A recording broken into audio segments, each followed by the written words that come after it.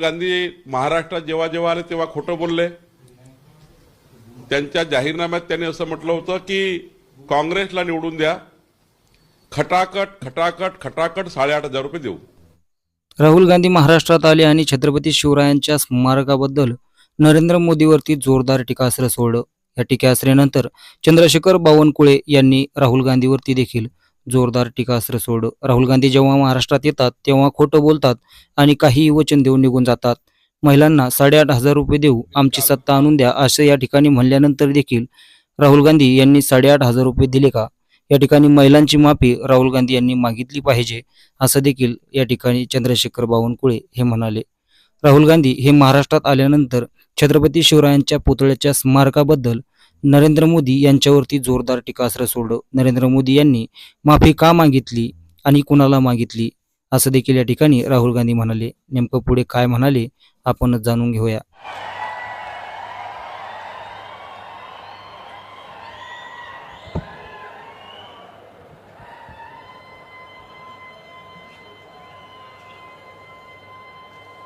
खारगे जी, शरद पवार जी, रमेश चेन्नीथाला जी, नाना पटोले जी, थोराट जी, वडेट्टीवार जी, सतेज बंटी पाटिल जी, विशाल पाटिल जी, विश्वजीत कदम जी, stage पे senior वरिष्ठ नेता, कांग्रेस पार्टी के और गठबंधन के नेता, भाइयों और बहनों, कांग्रेस पार्टी के हमारे बब्बर शेर कार्यकर्ताओं,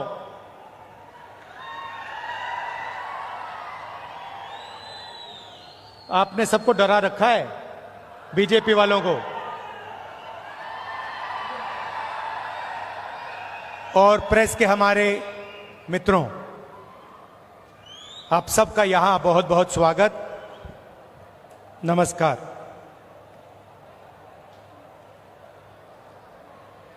आज यहां आकर मुझे बहुत खुशी हो रही है। कदम जी की याद में हम यहां आए हैं।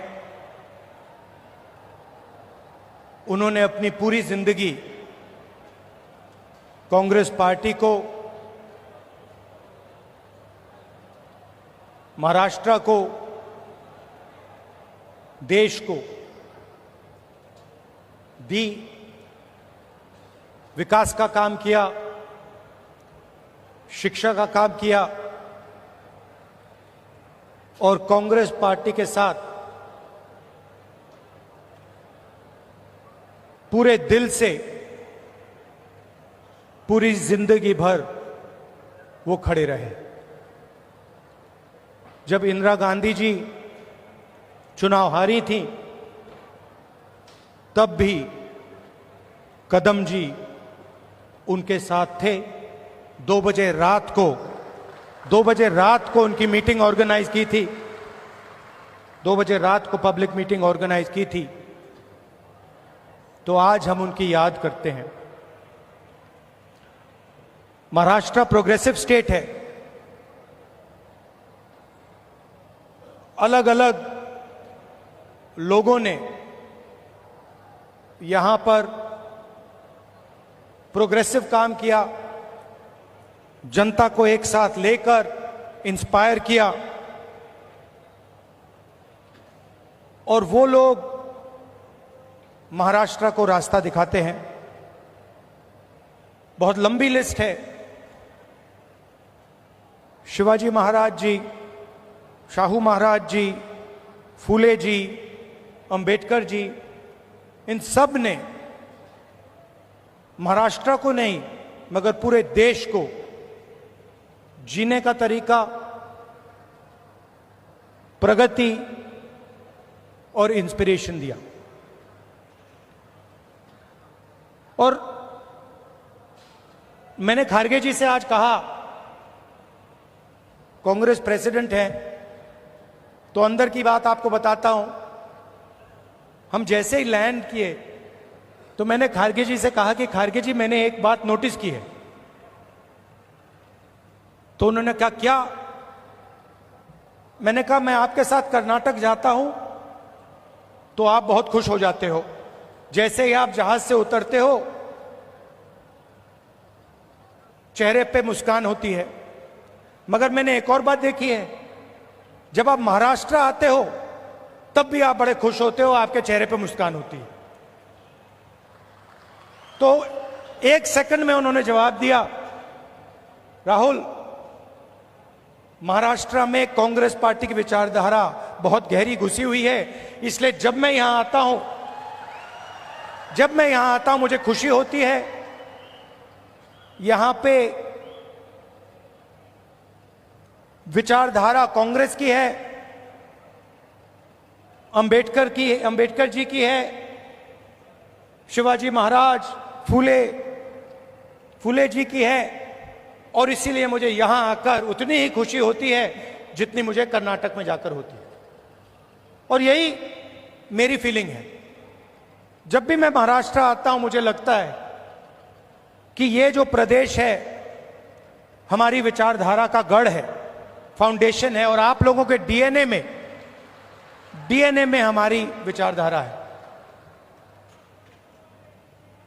और लड़ाई विचारधारा की है। जो आप हिंदुस्तान में देख रहे हैं ये सिर्फ पॉलिटिक्स नहीं है। पहले पॉलिटिक्स चलती थी, राजनीति चलती थी। आज हिंदुस्तान में आइडियोलॉजिकल लड़ाई चल रही है, विचारधारा का युद्ध चल रहा है।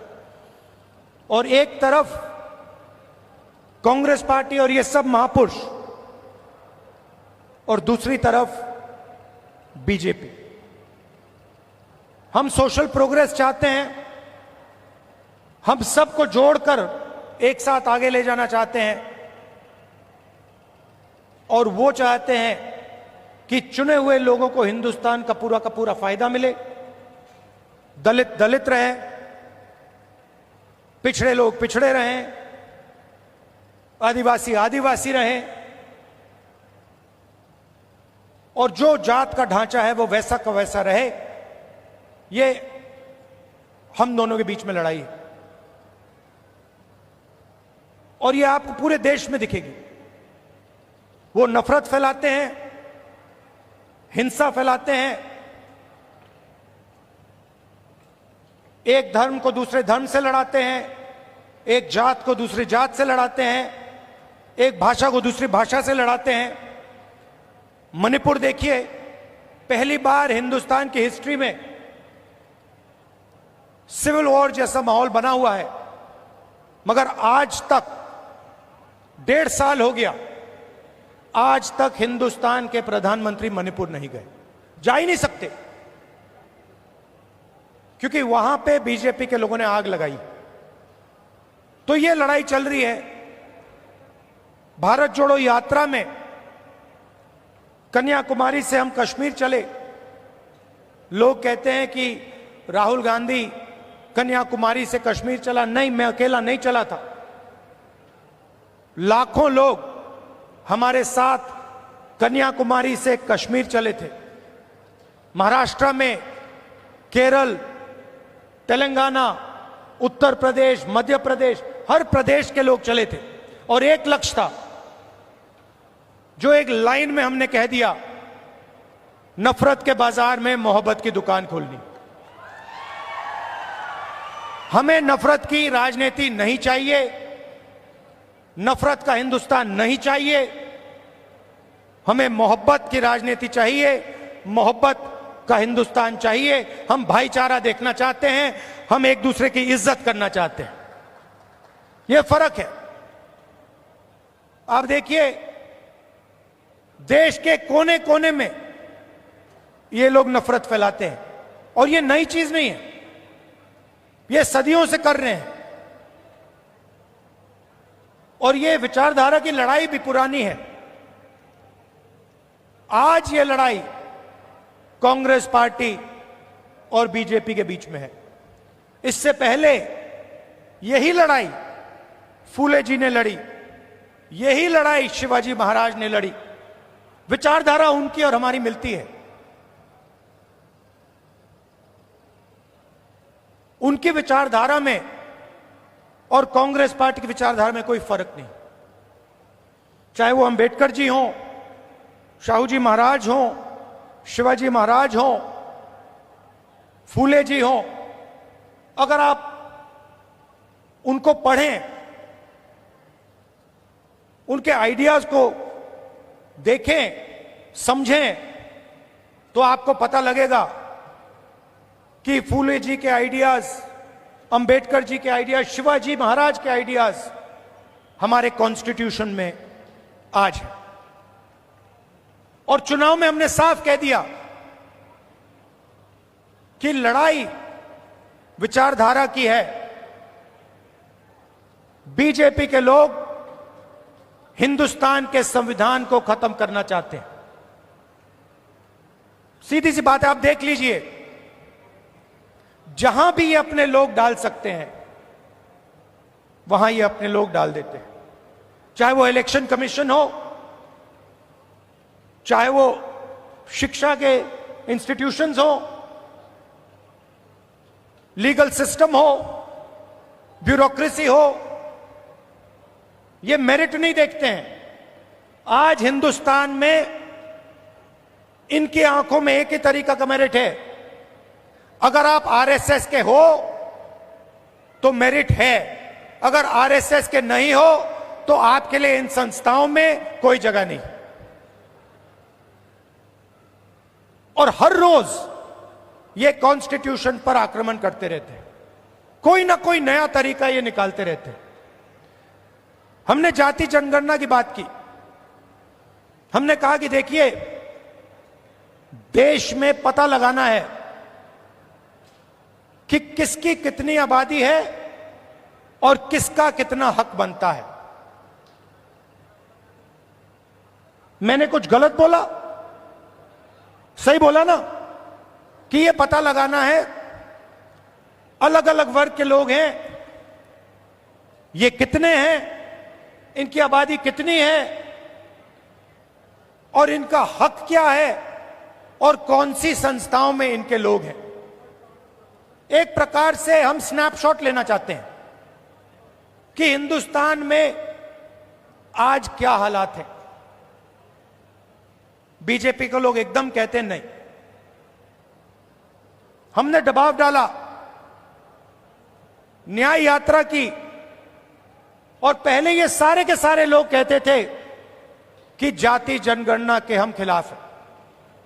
आरएसएस के लोग कहते थे, बीजेपी के लोग कहते थे, इनके नेताओं के बयान हर रोज आते थे कि जाति जनगणना नहीं होना चाहिए।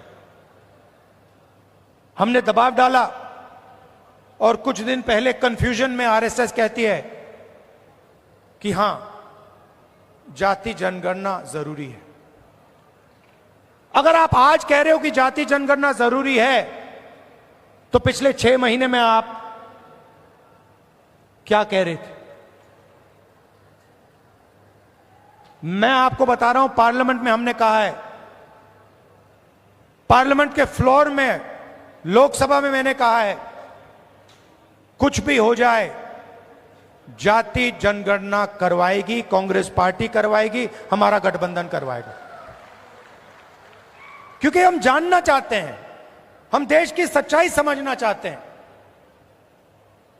इस देश के धन का फायदा किसको हो रहा है, कौन से वर्ग को हो रहा है, किसको नहीं हो रहा है,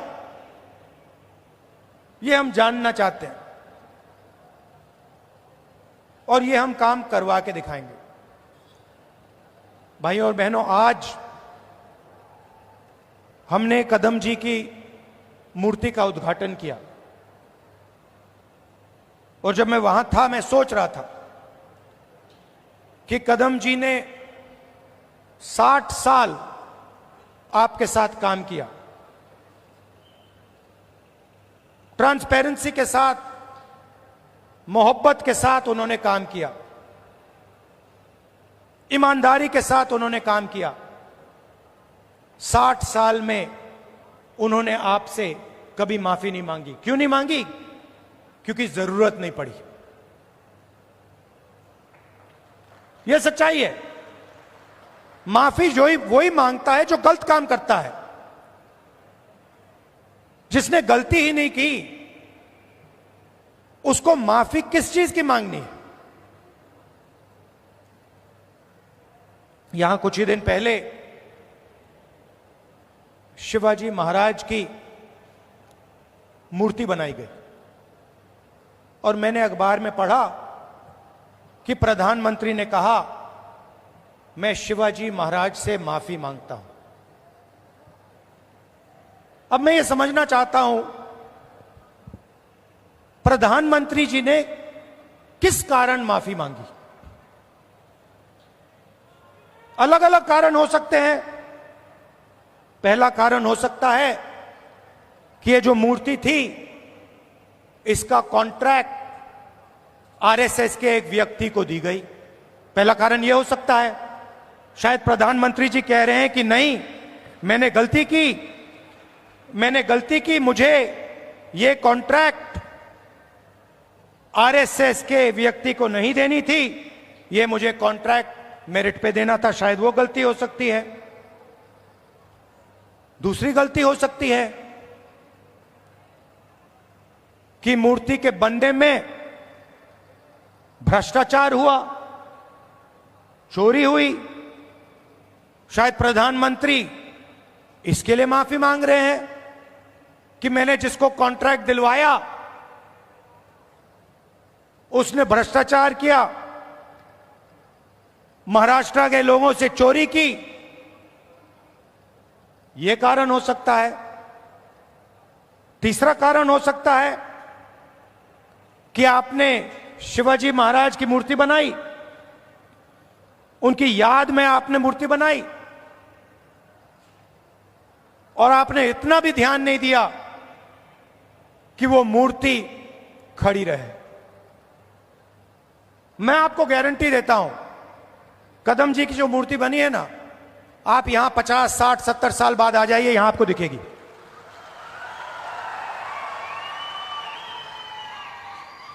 और शायद सबसे बड़े महापुरुष शिवाजी महाराज जी की मूर्ति बनती है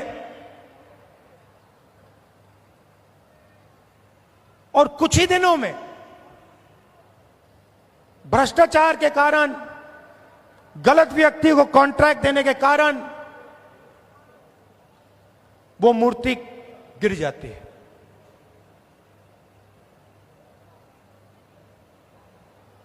शिवाजी महाराज का अपमान किया है और प्रधानमंत्री को सिर्फ शिवाजी महाराज से माफी नहीं मांगनी चाहिए।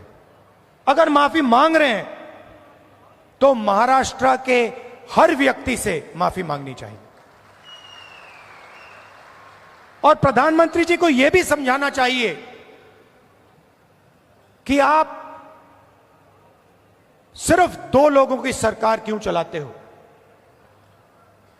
जहां भी हम देखते हैं बड़े से बड़े कॉन्ट्रैक्ट अदानी और अंबानी जी को मिलते हैं।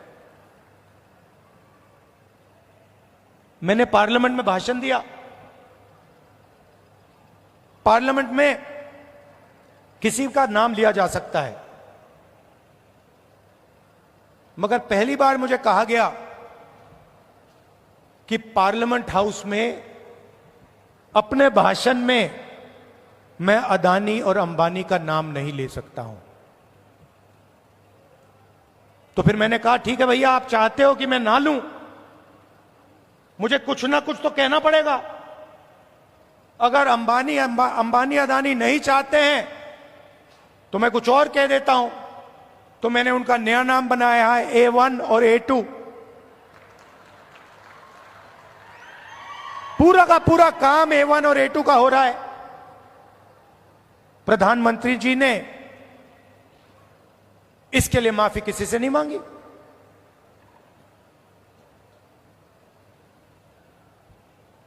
काले कानून आए, किसानों से उनका हक छीनने वाले कानून, 700 किसान शहीद हुए। हमने पार्लियामेंट में कहा कि 2 मिनट इनके लिए मौन रखा जाए। हमें कहा जाता है नहीं, ये शहीद नहीं है।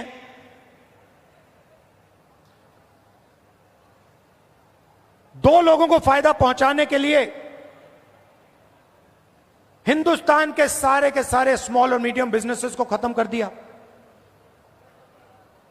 जो लोग इस देश को रोजगार देते हैं, उनको नोटबंदी से, गलत जीएसटी से आपने खत्म कर दिया। अरबपतियों का रास्ता खोलने के लिए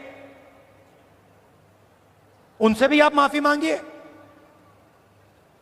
नोटबंदी की माफी मांगिए, गलत जीएसटी की माफी मांगिए। और नतीजा क्या है कि आज अगर युवा रोजगार चाहता है, सिर्फ महाराष्ट्र में नहीं, पूरे देश में कहीं भी अगर रोजगार चाहता है, उसे रोजगार नहीं मिल सकता। क्यों? क्योंकि जो कंपनियां उसे रोजगार देती थी, जो छोटी कंपनी थी, मिडिल साइज कंपनी थी, वो सब बंद हो गई, खत्म हो गई।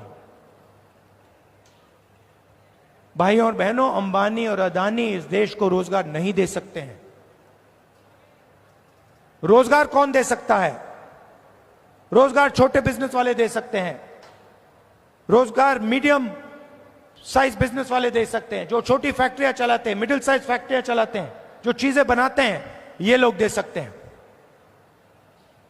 आज हिंदुस्तान में नया मॉडल है, चाइना का माल आता है, वही 10-12 अरबपति उस माल को बेचते हैं। आप मोबाइल फोन के पीछे देख लीजिए मेड इन चाइना, शर्ट के पीछे देख लीजिए मेड इन बांग्लादेश, जूते के नीचे देखिए made in Vietnam, made in Maharashtra, made in India, आपको कहीं नहीं दिख सकता। और ये सारा का सारा माल ये अरबपति बेचते हैं। नुकसान किसका होता है? हिंदुस्तान के युवाओं का होता है। हिंदुस्तान के जो छोटे बिजनेस हैं, मिडिल साइज बिजनेस हैं, जो चाइना का मुकाबला कर सकते हैं, उनका होता है। फायदा किसका होता है? नरेंद्र मोदी जी की मार्केटिंग होती है, अदानी और अंबानी जी का फायदा होता है। और दो हिंदुस्तान बन रहे हैं, एक अरबपतियों का उसमें 20-25 लोग हैं, और दूसरा मजदूरों का, किसानों का, बेरोजगार युवाओं का। भाइयों और बहनों, 16 लाख करोड़ रुपए, 16 लाख करोड़ रुपए नरेंद्र मोदी जी ने इन 20-25 लोगों का कर्जा माफ किया है। किसानों का आज तक कर्जा माफ नहीं किया है। हमने 70,000 करोड़ रुपए किया था जब हमारी सरकार थी। आप सोचो, 70,000 करोड़ रुपए से हिंदुस्तान के सारे किसानों का कर्जा माफ किया था। इन्होंने 16 लाख करोड़ रुपए 22-25 लोगों को दिया है। ये हमारी लड़ाई है। हम चाहते हैं कि एक हिंदुस्तान हो। अगर बैंक के दरवाजे अरबपतियों के लिए खुले हैं, तो बैंक के दरवाजे किसानों के लिए, मजदूरों के लिए, युवाओं के लिए खुले होने चाहिए। अगर उनका 16 लाख करोड़ रुपए माफ हो रहा है, तो फिर गरीबों का भी 16 लाख करोड़ रुपए माफ होना चाहिए। और अगर गरीबों का 16 लाख करोड़ रुपए माफ नहीं हो रहा है, तो फिर उनका नहीं होना चाहिए। हम सिर्फ न्याय की बात कर रहे हैं। और यही लड़ाई महाराष्ट्र में है। आप यहां का इंफ्रास्ट्रक्चर देखिए, यहां बेरोजगारी देखिए। Thank you. बेरोजगारी देखिए, हर एरिया में आपको भ्रष्टाचार दिखेगा। जहां भी आप देखोगे सड़क बनती है, भ्रष्टाचार, सरकारी भ्रष्टाचार से बनी है, सरकारी चोरी करके बनी है, सरकारी एमएलए को पैसा बन के दे के बनी है। ये बीजेपी की सरकार नहीं है। ये आपकी सरकार थी, इसको तोड़कर चोरी करके ले गए ये लोग। तो जहां भी आप देखोगे आपको भ्रष्टाचार मिलेगा। बाहर के लोग यहां आकर आपके कॉन्ट्रैक्ट ले जाते हैं, दूसरे स्टेट के लोग यहां आकर आपसे कॉन्ट्रैक्ट छीन जाते हैं। ये हम बदलना चाहते हैं। और मैं जानता हूं कि आप सब कांग्रेस पार्टी के कार्यकर्ता, मोहब्बत की दुकान वाले कार्यकर्ता, बब्बर शेख, मैं जानता हूं कि यहां पे आप महाराष्ट्र की सरकार लाने जा रहे हो। अपना खून पसीना देकर महाराष्ट्र की जनता की सरकार, किसानों की सरकार, बेरोजगार युवाओं की, मजदूरों की सरकार, हर वर्ग की सरकार आप लाने जा रहे हो। जहां भी आपको मेरी जरूरत होगी मैं आ जाऊंगा। आपको सिर्फ ऑर्डर देना है कि राहुल आपको यहां आना है, यहां आना है, यहां आना है, मैं हाजिर हो जाऊंगा। अंत में मैं आप सबको दिल से धन्यवाद देता हूं कि आप यहां आए, इतने प्यार से आपने मेरी बात सुनी। धन्यवाद, नमस्कार, जय हिंद।